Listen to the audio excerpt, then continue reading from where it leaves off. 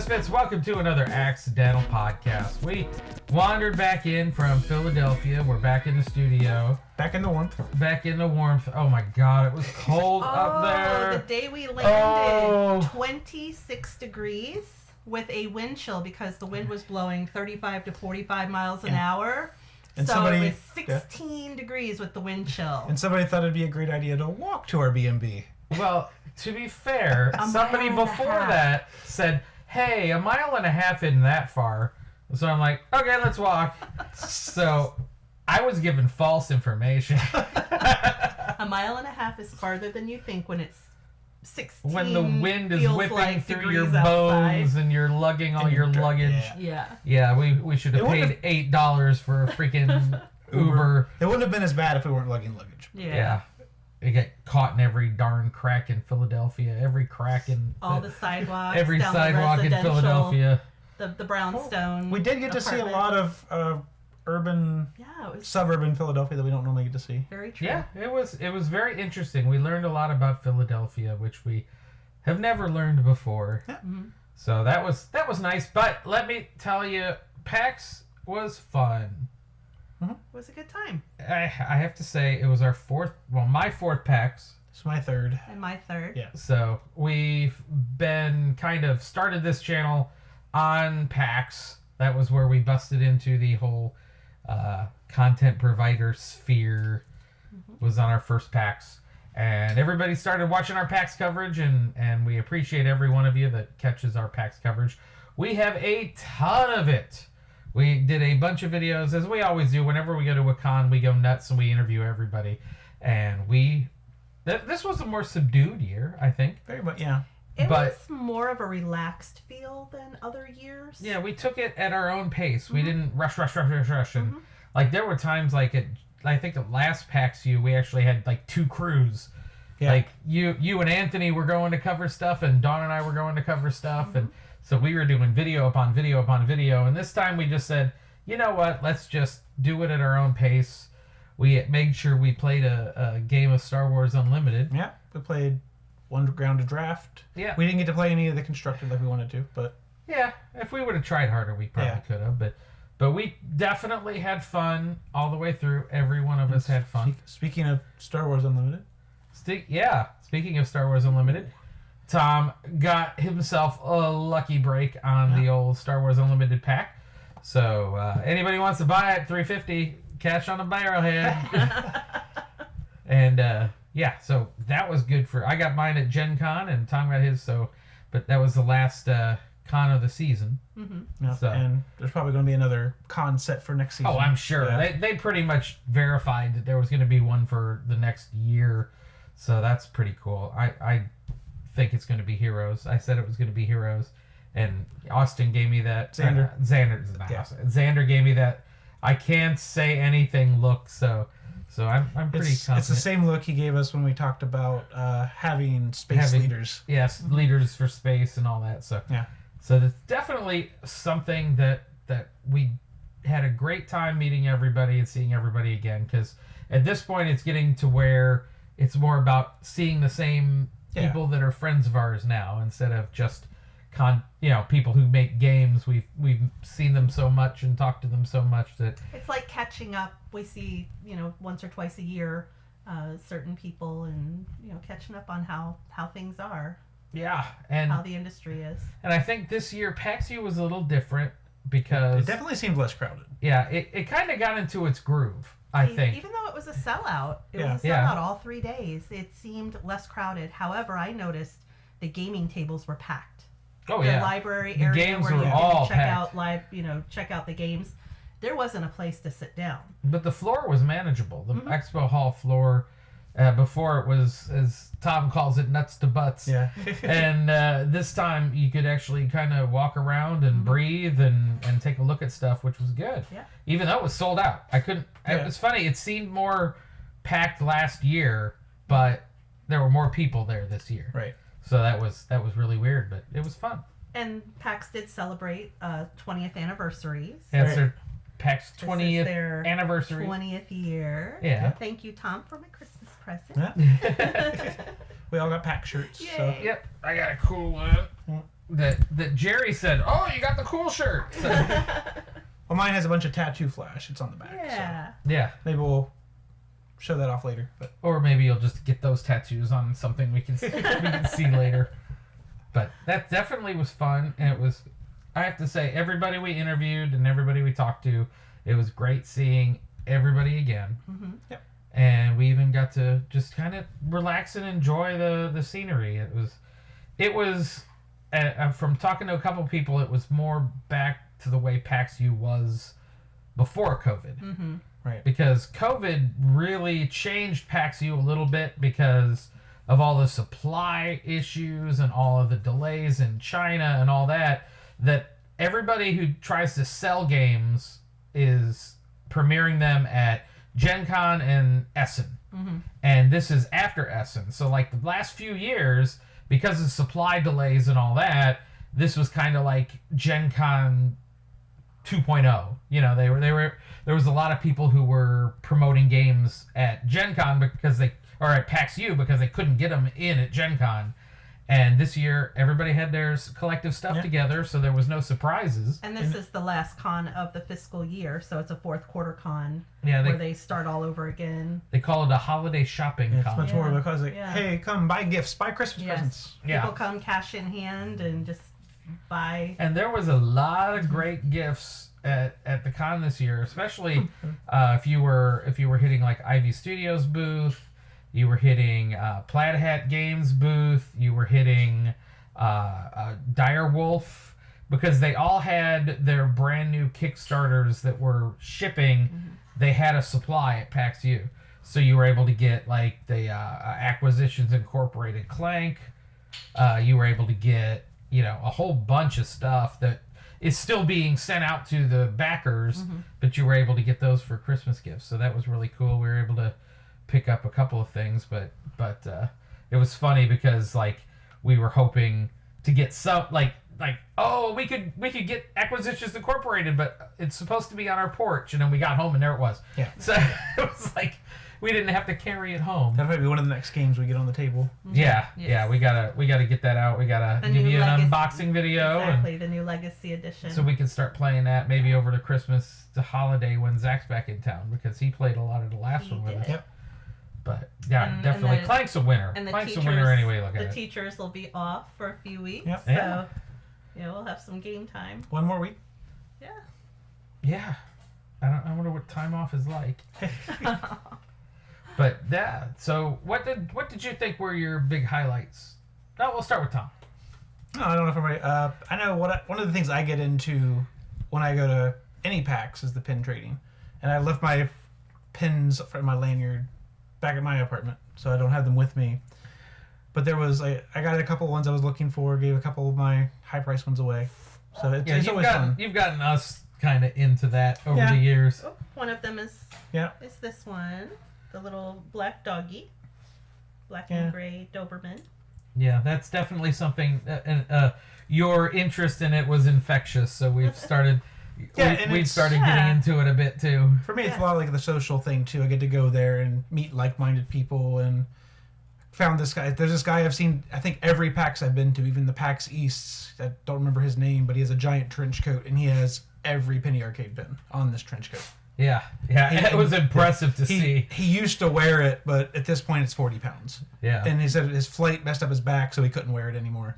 And when he said his future plan, you know those things you see in the hospital with the IV bags? People walk around with? He wants to get one of those with a hanger so he can walk around the con with it. So that he doesn't have to carry it. Wow. Well, he's got to start like on a second jacket or a sash or something. Well, he says like he's either going to have to get something bigger, get a big cloak, or sew like a 6-inch piece of material to the bottom of it.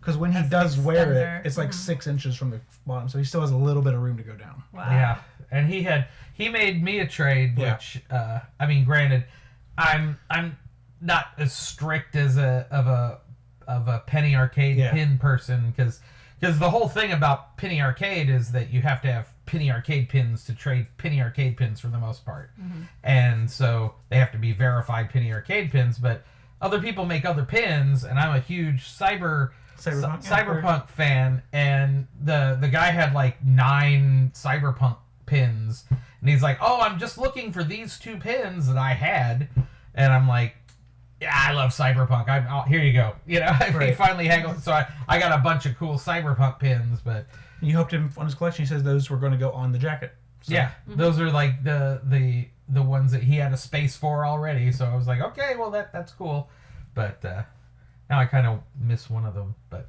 that's okay. I'm fine with that. I'm sure I'll find it in the next Penny Arcade Pin Expo, because they were one of the main 4 from the collection set. Yeah, I can't remember the name of the company. I could probably look it up sometime, but it was the first booth I went to when I went there. But they merge like Eldritch Horror and D&D 5e. Yeah, that was the one video cool. I went there and saw that, and they had we'll put a link up here. Yeah, probably. well, I can't remember. Or it's in our con coverage. You got to look for it. Yeah, it's a short video. It's something rolling, but I digress. They didn't have the thing. They're still going to Kickstarter, but they had some promotional stuff, and they had a game there. You know those giant foam dice that you can see? Those like they had a giant dice tower. It was probably like 6 feet tall because I had to actually reach up to drop the die in, and depending on what you rolled, it is what swag you got. And I ended up rolling a 20, so they gave me everything. Natural 20 always wins. So I got the starter guide, the 3 pre-made characters, and they had a little pin. It wasn't a Penny Arcade pin, but it's still a cool pin. So. Yeah, nice. And I'm looking forward to that. So we'll probably play that at some point too. Oh yeah, definitely. And especially I love when they make stuff that's 5e compatible, because you know you already know the basic system, so it's just a matter of picking a theme. So a lot of people are getting into that now. I think I just got an email recently that another game that I liked has a 5e version now that they're coming out with. I forget which one it was. Wish I remembered so I could tell everybody else, but now I don't remember. So what about you? What do you like?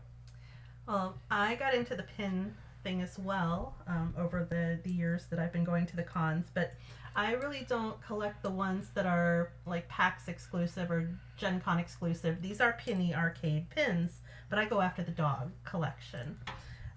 So this is a set of 3 dogs that also became a Christmas present. Thank you, Tom. So I have the 3 dogs that were this year's set of dog pins. Then I got this really cool dog at the Good Puppers. I bought the card game Good Puppers, and if you bought the game, you could get the pin for $5. So I got this little The pins pin. are usually like $15. Correct. So. Yeah. So I thought he was really cute, and then Backer Kit does a side quest where you go to the booths that are in the book and you get stamped, and when you collect all of your stamps, you go back to Backer Kit and they give you a pin. So this year's pin was the beginning of a train collection. So it's the engine of the train. It says choo choo.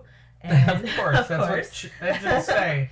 But what's really cool is at the bottom there's a little link down here, because they told us that next year they're doing the same thing. They do year after year, but it will be a different car for the train that will get to link onto your pin.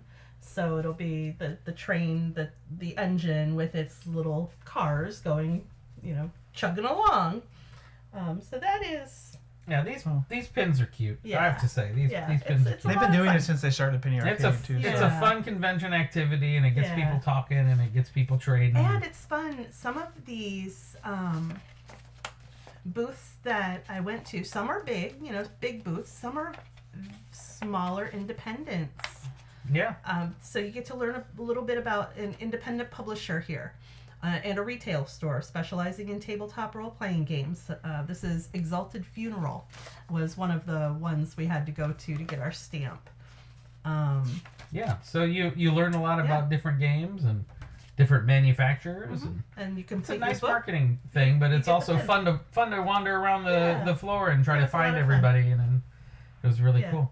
I also like catching up with all of the people that we go and see at the booths. Miss Vlad. Right. We got to see Vlad. It was great. See Vlad at Devere, Austin and the guys at Ivy Studio, Xander with FFG. I enjoy seeing all of them. Met some new people. One group we couldn't see this year, and we hope he's getting better. he was not Yeah, feeling the well. Indie Game Alliance guys. Indie Game Game Alliance. Alliance. So if you're watching, we really hope you're better and hope to see you soon. Yep. Yeah, definitely. It's always. What I have to say, I've been to comic cons, I've been to sci-fi cons, I've been to, mega con type stuff, but and they're just always crazy and stuff. But there's something about board game conventions, no matter big or small, it's the people who go. Everybody's kind of friendly. Everybody's kind of, we're all similar people to the point where it's everybody's, looking for fun and people are more. Even if you're introverted, you're more outgoing. I think Right. is a way to. It's Yeah, hello. We're all kind of Be me. we're coming from the same kind of place. Yeah. And it's a very social hobby. Mm-hmm. Role-playing games and board games, you got to play with other human beings on a table, so you want to meet people, and it's like the relationships you get with people are just, you remember, hey, I'd see you again, and stuff like that. And there's even people, we ran into that, oh, hey, how you doing? We haven't seen you in a couple of years, and it's just, it's almost like, they say a lot, it's something that Penny Arcade says a lot, is welcome home. Yes, Right. they do. And it's really, it really feels like home. It's a home away from home for a lot of gamers. Yeah. Yeah. Yeah, and it's great, and we're all, it's all stuff that we all love, and so it's like, going there and and being able to hang out with people and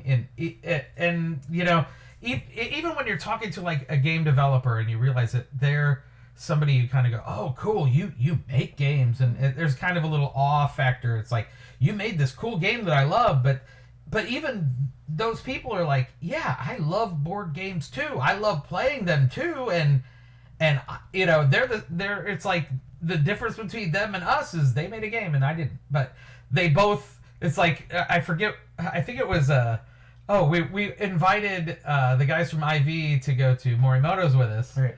and they were going to at first, but then like they ended up getting caught up because they're super busy. Well, this was But Thursday. we night were when talking. first We were got talking in to and they Zach had at IV, and he was like, I so wanted to go to Morimoto's with Right. you, but I ended up somebody invited me to play a prototype of a new game, so I had to go. And it's like. And we were like, I can't fault you at all. No. I would totally be there doing a prototype of another game. But he was like psyched about somebody else's game, and he makes great games. Mm-hmm. They're all up there on our shelf. But it's that we're all the same hobbyists that do the same thing, and it's so much fun. And Philadelphia is a wonderful city to host this in.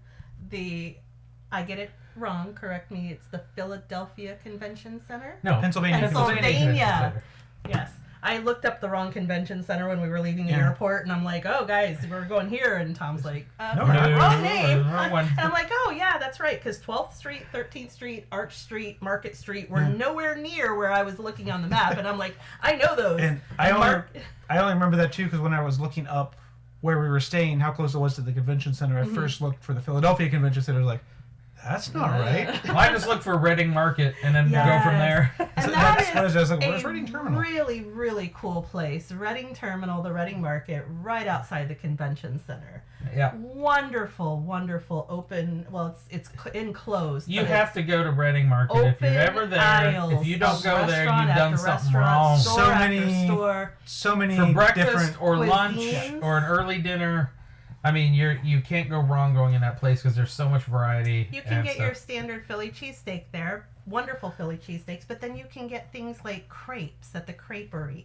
You can get a cheese boat. Yeah, and And gumbo. And a Oh, the Georgian, gumbo, The yeah. gumbo. Oh, yeah. the There- country of Georgia, they have this Georgian cheese boat place. Well, Was that amazing. that Cajun place I've been to Yeah. every time we've been Yeah. there, and especially it's funny because we go in and it's breakfast, and everybody's looking for breakfast food, and every line in every place is crazy. And I walked over and got some etouffee, and everybody's like, "How'd you get food so fast?" I'm like, "You go to the right place.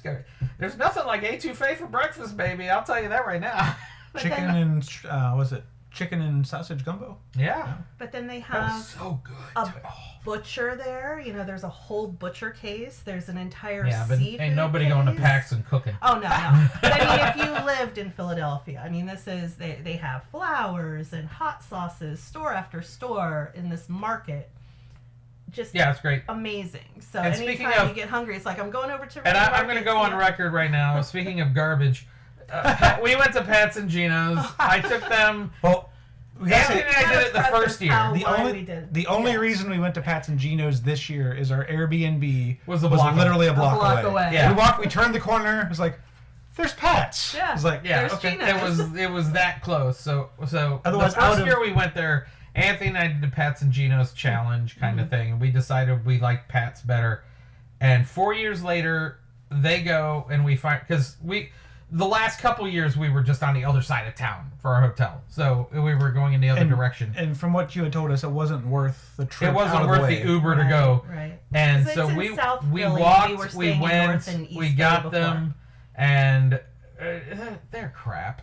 I would come out and say they are crap. Either they got worse in 4 years, or they were just garbage to begin with. I agree with you. The Pat's is better than Gino's, But it's but close. I can go to 8 different places. And see, The one at the I airport liked was better. Gino's. Yeah. I liked Gino's over, but they like the Whiz. I Yeah. prefer the provolone, Yeah. so I think that's why I like Gino's. And But we've been told by Ubers.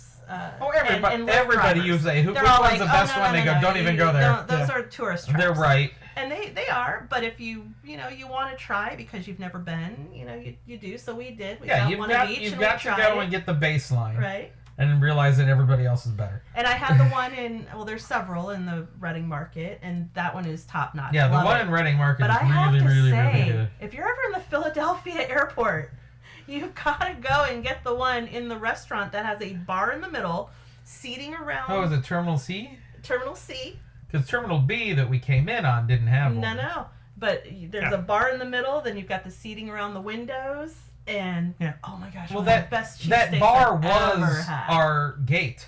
Yes. Yeah. So it It was like, literally was our gate. there was the bar, and in the Yes. bar, at the end of the bar, was our gate to go into. And each little seat had a QR code where you could order it and they'd bring it to you. So Yeah. Never did I think I would have There needs to probably be my more best Philly bars that are your cheesesteak gate at the at the hotel. airport. also Right needs to there. be more bars that open before 7 a.m. Yes, in the airports. I mean, that's why we got to bring our booze every time we go, because every time we go, we get on a flight that we go to the bar and they're like, we can't serve alcohol. I'm We like, open at 7. can't or won't.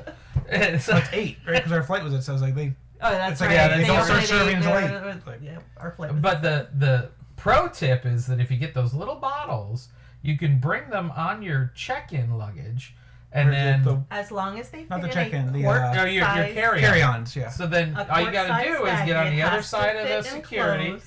After you get past TSA, you buy yourself a Coke, you dump it in there, you're good to go. So pro tip, people at home, if you want to drink before you get on an early flight, bring your own. You want to Yeah. drink on a I- flight, bring your own. Yeah, well, I mean that's cheaper, but yeah, definitely. Oh, it's cheaper anyway, yeah. Yeah, but where you're going on vacation, you need to be able to get a drink before you get on a flight at 6 a.m.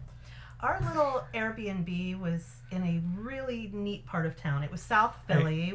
Our first, your second. We stayed in North Philly, over by the Liberty Bell and the whole historic area, which was really cool. This time we were East South Philly. Philadelphia, born and raised. I thought it was West Philadelphia. East Philly last Well, year. that was South Philadelphia. I don't know. Tell me in the comments Well, if I'm right or Where's Pat's and Gino's? Which part of Philadelphia? South. Okay. We No, I were was just south. talking about the Fresh Prince of Bel-Air song. Oh, Fresh Prince is West. In West Philadelphia. West born I and thought it raised. was South No. Philadelphia. No. I don't know. Okay. But our second year, we stayed in an industrial kind of a But it was in the same gentrified general area. No, yeah. that was East Philly last year. And then this year we stayed in South Philly. But this little Airbnb was a brownstone row That was a of, cute row place. of apartments. Super cute. I wish we could have stayed there in the summer because it had an awesome porch. Yeah. Yeah, Because and an it had a awesome deck Like a porch, deck and they had a back barbecue out back. grill out there, we were and 2 nice. doors down. But it was 20 degrees, so we weren't going out on the back porch. We were 2 doors down from a A local brewery. brewery and about 4 doors down from the Triangle Pub. Well, it's kind of around the corner. Was it right? called Yeah. the Yeah. Triangle?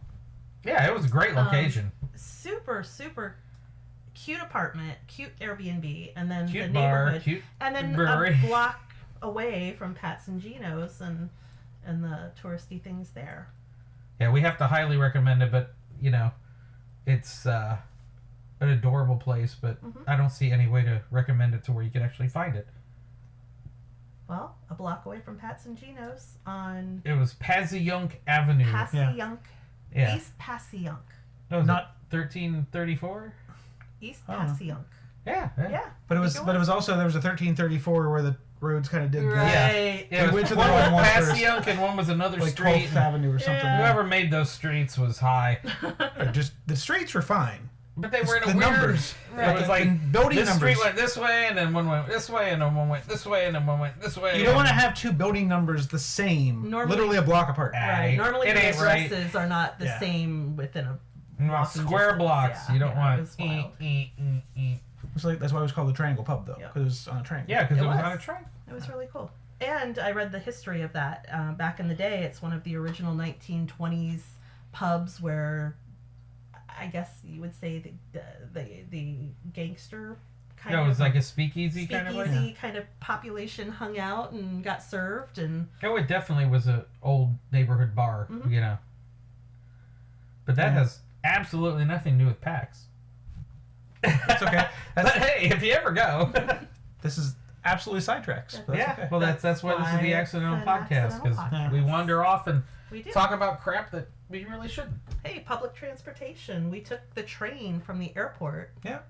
to the convention center. And there's people at home going, "And do you want a cookie?" Yeah. Well, Yeah. here's the cookie. Yeah, here's your Have a cookie. cookie. Oh, that's another thing. Yeah, the Cookie So, Brigade. The Cookie Brigade. Yeah, they're Right. always great. Go ahead. Go, and go, go, okay. The Cookie Brigade is, well, you know more of the history about it. It's a charity. They raise money. Yeah. Mm-hmm. They're at every PAX. And I picked up Thick Mint. It's like a couple of bricks of Thick Mint cookie. I also got the chocolate chip peanut butter one. I ate that one. I don't know. And- I just know if And every the time the chocolate chip. every time you go to PAX, if you don't go to Cookie Brigade, you're And the missing thing out. is, like, what's Yeah, nice about the what's- Cookie Brigade What's is really cool about it? Yeah. for the cookies, you donate what you want. Mhm. Like you could get 4 or 5 cookies, give them $10, they're happy. Mhm. But then they also sell pins, and the proceeds from the pins, the penny arcade pins, they go to the charity as well, and they're normally like $15 each. And they do get unique ones that like you get it from like I think I got mine from a PAX out Australia like 4 years ago or something, or it was there like was- very rare pins that you can get once in a Yeah, while. there was one I got this time. It was a Displacer kitty. It was a Displacer Beast kitty holding a cookie, Yeah, and it was this year's PAX Australia Cookie Brigade exclusive. yeah. But they had 130 of them a day available for sale here, so that was the only way I was going to get it unless I traded for it. So yeah. They have a list of about 12 different kinds of cookies, anywhere from snickerdoodle to lemon bar to the thick mint, the peanut butter chocolate chip, the curry orange, I didn't try believe. that The one. orange curry. I tried it 2 years ago. You never thought those two flavors would go together, but they really did. So and one of the I didn't things, get it again this year because I already had it. whenever you went to PAX East back before COVID, did you Ages. did you hit the Cookie Brigade? Yeah, when back then they used to just make them. Yeah, that's why I said, like, you can see these are Prepackaged. prepackaged, sealed. Back then, this was like 2016. I want to say is the last PAX East I was at. People would just make them and donate them to Cookie Brigade. Put them in Ziploc baggies, label what they were. Yeah, But COVID changed all that. COVID changed that, Yeah. but I imagine But if they're still doing good work with their charities and everything. So that was Yeah, that was a nice thing. Is there was a lot of companies I forget who were how much able money to they said package they've this raised. stuff. Yeah, on the box it says CookieMomsCookies.com. Yeah. It says for sharing and caring. Yeah, So, so they they have they prepackaged outsource it. stuff Yeah. now, but Yeah. they're all still for charity. So it's Right. great. And then you can get those cookies, and you can go find a game, and you can play because everybody's got cookies when they're playing a game. So. Mhm. I don't remember if at that PAX they actually had a station. I think they just wandered. There was Wanderers, but they did have a centralized place where you could go. So one of my memories from that PAX was I was in line for the Acquisitions Incorporated live D&D game, and I was on Twitter, and I was like, "Hey, I'm in line for this. Can somebody bring me some cookies?" And they were like, yes. They brought me cookies. Yeah, PAX has evolved over the years, and it's definitely, I think it's, after 20 years, it's really hit its stride as a convention that it's a convention, but it doesn't feel like a convention. Mm-hmm. You know, it's nothing compared to Gen Con. No, Gen Con is a different beast. Yeah. But even conventions that are about that size-ish, I've been to that have been just crazy. You know, comic conventions that are that size that are just crazy. But PAX has kind of been able to keep it somewhat sane. And PAXU is a different beast than a PAX East. I haven't been to PAX West. I hear PAX West is even crazier. But in recent years, I mean, Gabe, that's why he doesn't go to PAX East anymore, is because he says PAX East is bigger than PAX West. Yeah, he says it's too far. I actually ran into Gabe at one of the pin trading things, and that's what he says. Like, he doesn't do PAX East anymore. Yeah. He'll do PAX West because it's like 20 minutes from his house. So yeah. Otherwise, that's the only reason he goes. And he goes and handles as much as he can, and then he goes home. You know. I don't blame the guy. It's like it's a lot. Conventions like that can be a lot. And Gen Con is a lot every time we go, but we find our own fun. But again, we're scratching the surface every time we go to Gen Con. And now that we've decided to commit to going to every Gen Con, everyone that I can. Well, just because I've got family there, so it makes it easier for us to be able to commit. Mm-hmm. But it takes away half the cost, so we don't have to worry about a place to stay. Yeah, so that takes a lot of the weight off. But it's a lot. I mean, this year I was like led on to a few things that they had that I was like, I didn't even know this was here, and I didn't get to it, but I was going to. I'm gonna go try to do it next year, and but PAX. Oh, Gen Con, you mean? Yeah. But PAX, we're still doing half of what there is there, if that. Right. Well, I saw it as two things. You've got your gaming side where you go check games out of the library and you can play, and those tables were always full to the max. And then you had your card games where everybody's playing card games. But still, and you had equal. This is filled with like different events that we go to, or different panels and stuff that we did. We've not gone to one panel. But then on the map ever. Here, well, no, we haven't gone to the panels, but then, you go to the merch booths and you can see, the games that everybody has. But I've been I would to say one. It was like equal part, people are at the merch booths, they're wandering around, they're looking at the games. But there's a whole bunch of panels and stuff that we've never even been to. And then they're at the gaming tables, but then there's also rooms that people go to play various games sponsored by different... Yeah, or you could jump into a D&D game, or and it's like all that stuff that we haven't even scratched the surface on. We haven't scratched that.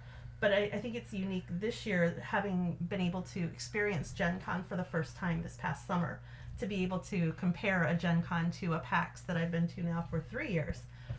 When you guys were explaining to me last year when I was at PAX, you guys were explaining, "Oh, honey, you just wait. You just wait." Oh, and that's the comment I think I made this time. Oh, it's like, honey, just wait. It had been probably about 8-9 years since I had been to Gen Con, and now having been to Gen Con, coming back to PAXU, I was like, this is nothing.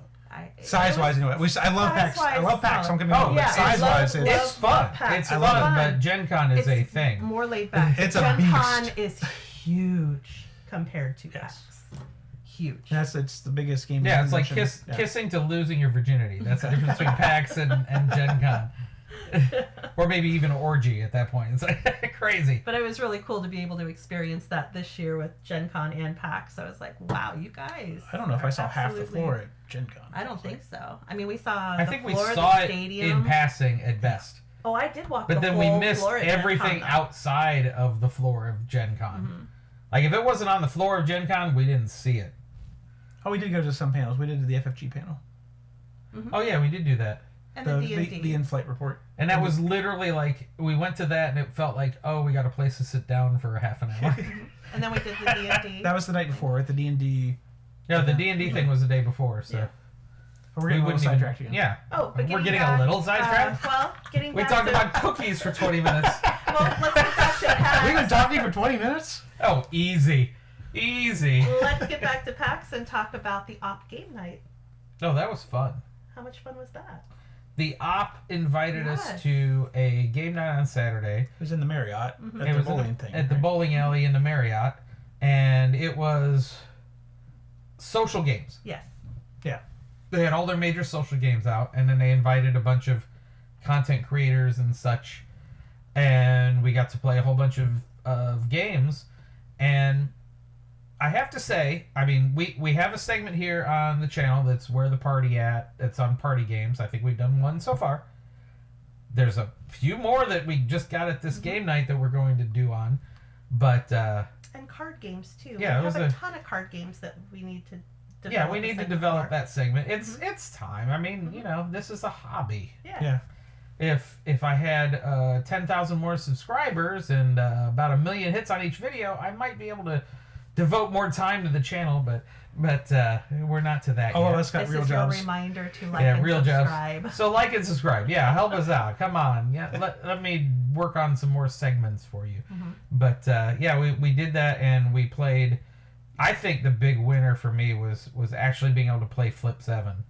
Yeah. Because Flip 7, it's a card game, and I will go on record right now. Everybody at home, if you want a quick card game that is quick to get into and fun to play because everybody's playing or at the same time, and it's a push your luck game, go get Flip 7 from the op. And I'm sure it can't be crazy expensive. It's No, the I kind of thing you actually put in your saw it. pocket and bring. I saw it at Target the other day. The op had an entire they had- display I at didn't know that. Target. They did. Yeah. Well, our Target locally here anyway. Yeah, but I mean, if it's in our If it's our Target, it's in all the Target, Targets.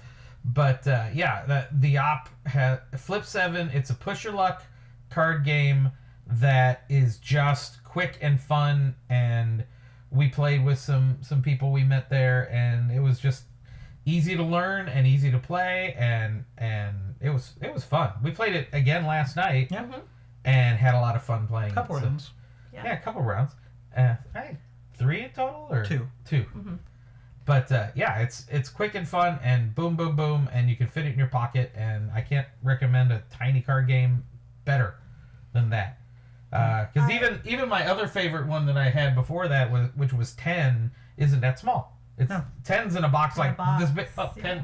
10's right there. 10's in a box like this. If you didn't mention 10, I was going to. And then you know, Flip 7's Flip just 7 a is normal like a standard box thicker like deck of this. cards. Well, it's So- like your standard playing but it's card twice as thick box. is Yeah. all. And it's a lot of fun. And we would never have really learned about that game if it wasn't for the op. No. And then they had a I- few others too that were really cool. I enjoyed Blank Slate. Blank Slate, that was fun too. Blank Slate was fun. You're paired up against a team, so there it's a hard It's four. pairs, It's pairs. but you can have different, a team of pairs. Where you are given a card and you have to fill in the blank of the missing word, and the idea is you have 2 chances to match your opponent. So you're trying to kind of mind meld and get into, that what would my partner say for this, like blank bells, jingle bells, Or Taco Bells, Taco or, Bell. And so it's like, but that's literally, it's like, depending on how you match is how you score, and it's just, it was a really fun game. It was, and some of the answers that you come up with, and you're thinking, oh, my partner's never going to get this, and then they flip, and you flip, and you both have the same. You're like, oh my gosh, I can't believe it. And some of these are tricky. They're not exactly the easiest fill in the blanks either. No. It was funny too. Was sometimes it's like there were 4 of us playing at the time, and sometimes like me and the opponent had the exact same ones, and then like so we didn't match. Yeah, but it each wouldn't person score like, for that, and it has to be your partner. But it's just a fun. yeah, game. I really enjoyed that And one. for me, it's like for a party game, there are so many party games, and there are so many party games that are just hot garbage. And I'm not going to mention them, but there are some that are just hot garbage, and you're just going to be like, you got to be in some weird mindset to be able to play some of those. But then there's some that just are boom fun. Everybody's participating, everybody's playing, and it's got a pretty good good simple system, especially for a party game when people Well, when are you're playing a party having a few game, cocktails you don't want and to sit stuff. there and read a rule Or book more for than a few cocktails. a half Yeah. hour trying to figure out a game. You want to be able to just scan it real quick, go, okay, I know how to do this, here's how to play, and get right into the game. Otherwise, your people are going to walk off with their beer and be like, yeah, see ya. Yeah, so that was definitely a fun game. I have to recommend that and recommend the what was that? Blank Slate. Blank Slate was good. Mhm. Yeah, and we got to take those home, so that's cool. We can Yep. play it anytime. Yeah. And we're probably going to do a video on them coming up on Where the Party At. So, yeah. So what else? Oh, I didn't say what I had fun with. I was just about to ask you in this time Uh, down, what was your moment? I think I know what it was. Your moment. My moment Your moment. was I actually got to do an interview with Mike Pondsmith, the creator of Cyberpunk, which I've been a fan of since forever. When it came out, I played Cyberpunk and been a fan of Cyberpunk and everything. And I finally got to interview Mike Pondsmith, and he was the nicest guy in the whole wide world. Absolutely. And So nice. and Very we got to get like pleasant. 10 minutes of his Yeah. time, and we were talking about Cyberpunk, and I was like, how prophetic were you that we were this close in a lot of the things with the corporations ruling the world and all this. It's like, who knew it'd come to pass? And he was laughing about that, and I'm like, no, just can we get on the cyber parts, because I really need some upgrades, and there's a lot of stuff failing. And then he was thinking the same thing too, So conversational. such a super nice guy. I've never seen him fanboy because his job always has been in the media. He I've TV, met a he's been lot in of TV for I've 40 met a years. lot of my Met a lot. heroes, never seen and him fanboy. and hardly ever Hardly I ever. can fanboy. hold my collective stuff together. Yeah. But Oh, you But met another this- one of your guys too, when I was with you, which guy? Tom. So was it Stand Up and Sit? Or Oh, I had a Yes. brief. I got to meet Tom from Shut Up and Sit Down. Yeah. Which was, I just got a brief talk for 2 seconds with him, but he was nice enough to take a picture with me and stuff. So I'll put that right here. But yeah, Tom, I'm like, hey, I'm kind of the creator too, but I'm nowhere near you. Yeah. I'm not in the same anything. And he's like, yeah, but keep going. It's like, yeah. So it's like, Very hey, encouraging. very encouraging, very super nice guy. Yeah, very and nice. that's probably my favorite board game channel. Period. End of sentence. They're the best. I don't care who says. I'm never gonna be him, but or Shut Up and Sit Down as a whole. We try to be funny. We try to be loose and We don't take ourselves seriously. we do at not all. take ourselves seriously in Right. in any regard. But they've got it down to a science, and I have to give it to those guys because they are the best of the best in this business. Period. End of sentence.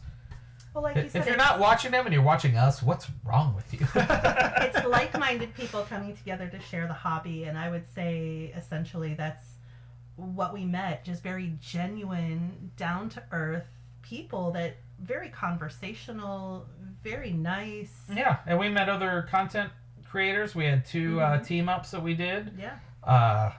And especially, it's like all these people that it's funny because we did 2 team ups, but I had like 2 others that I talked to that we were going to try to work. But it's like, it's funny, every time we go to PAX, I try to do more team ups, and everybody's crazy doing other things. And so it's like, oh, well, we can't get together or whatever. And, it's like in passing, but so it's like every year there's one more. And We're one all more. pulling out our phones. So in about 10 years, we'll all have 10 people, maybe. So. No, we're all pulling out our phones, looking at our calendars. Okay, does this work? Okay, for you? yeah, Does this maybe work if for you? you're I have a here free or we're minute, here. But we're always trying to chase something else, so. Yeah. But that's the fun thing about this hobby. And, even if you're doing this video stuff like we are, or if you're just there and you're enjoying it, it's like, everybody is just so psyched about board games and psyched about role-playing games. And I remember getting beat up for playing freaking RPGs, So You play D&D? nerd. Oh, it was worse than nerd. It was So, as I told Zach one time, it's like I took the beatings for you to let your freak flag fly. Or Jacob, who was playing D&D, I'm like, good going, kid. You didn't have to get punched in the face because you had a D&D player's handbook. True stories.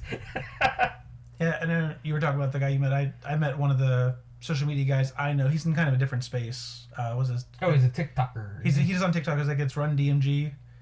So he was a cool guy too. He said hi to me. I didn't even bother for a picture because I'm like more about the experience thing. So Yeah. I was like, and he was nice enough. He subscribed to us. Hopefully, I wanted to mention that just in Woo! case Another he's watching. So. subscription. Hey, tell your friends. More subscriptions. If we get over 4K, I'll go topless for a video. How about that? Wait, That's not an incentive. That's not an incentive. If we get over 4K, he won't I will go keep topless. my shirt on. Bert Kreischer's already cornered that market. Yeah. It's like I'm Bert Kreischer, but not quite as fit, which tells you a lot. Okay, so we talked about PAX. Anything else? Anything else we need to bring up? I think we pretty much hit everything. I think we did. Yeah. Okay. Just. Well, if you're ever thinking, and you're at home and I get this question a lot from people I talk to, who think about, oh, should I go to a PAX? Should I go to a Gen Con? Should I go? Well, okay. First of all, should I go to a PAX? Yes. Go. Go to PAX. Experience it PAXU if you're heavy into RPGs and board Yeah. games, because that is their thing. I mean, look, this is their artwork. They're playing Warhammer, for God's sake. I could think of 20 better games, but for video games, it'd be PAX East or PAX West. yeah, PAX East or PAX or West. PAX Australia if you're if you're in down Australia, under. you don't have much choice. You're not gonna fly all the way to Philly, for God's sake. I'd love to do a PAX Australia though. I would, but we need to have like a month there because it's on another planet, I hear. Australia's on another planet, isn't it? Well, yeah, some people Australia doesn't exist. Yeah, well. Conspiracy theories, man. Yeah. Conspiracy theories, get a tinfoil hat. I got a tinfoil hat when I was there at PAXU. Yeah, you played in a weapons game. Oh, yeah, Lucky yeah. Duck Games. Lucky Duck Games had me in a samurai contest for their samurai game, which I can't pronounce. But I won. So but they let me keep my tinfoil hat, my tinfoil samurai hat. So for a while, I wasn't hearing all the waves that were trying to make my brain do things. The government wasn't controlling you for a They minute. weren't controlling me for a minute. Yeah. So that was fun. But if anybody who is even thinking of going to their local game con, go, because it's fun. And even if you're the kind of person who's just introverted as anything, because so many of our friends are all the way from extroverts to introverts, but there's something for you. There's and there's not only is there something for you there, but you're surrounded by people who are like you, and into this hobby, and are people who are there to make friends with you and talk to you and enjoy the same things that you like, and there's a lot to be said for being around your people. Yeah. And then maybe if you get a few PAXs under your belt and you feel strong, then you can attack the Gen Con beast afterwards and really get overwhelmed in nerd culture. Yeah. Yeah, for sure. So next time in July, Gen Con. Gen Con. I think we got that in, and we're gonna try that. We might add another con on our schedule because I think we might. Even though we're talking all about PAX Unplugged and having fun and blah blah blah, but we're looking at our future schedules and that might not work out next year. So we're gonna try to maybe pick up another con somewhere around the whole con year. But hey, if you got a good con and you want to tell us, hey, we should go and check out your con because it's kind of like PAX Unplugged, right down below. Let us know what kind of cons that you suggest, other than Gen Con, because we're going to be there. But, every year that we can. But we're thinking about Gamma. We're thinking about a couple others, maybe BGG Con. But if you've got a really good con that's a good place to go and have some fun and check out some new stuff, then let us know in the comments and we'll try to check it out. So I'm tired. Me too. It's been a long trip, and I think I need to sleep for about a week. And it was refreshing to feel the change in temperature here being refreshing? in Florida. It was. I enjoyed it. I use the word frightening. I use the word might just kill me. I think is I think a the good high phrase. temperatures I'm were in dying. the 40s. We liked it. I had to go out and buy a pair of pants, people. That was a major How does investment wear for me. pants? The Yeah, highs I were was in the wearing 40s. I It was was wearing glorious. pants that went past my knees. That was a big deal for me. But you have to understand, here in Florida, when 9-10 months out of the year, it's 100 degrees with the humidity. And I'm fine with that. It's too I'm absolutely hot. fine with that. You're I baking stay and roasting. inside. It's There's- not a dry heat down here. there's It's air a condition- humid heat. Yeah, and I'm fine with that. So it was refreshing to be in that weather. It was nice. That's It was refreshing. That's is an one word interesting for it. way of putting it. Yeah.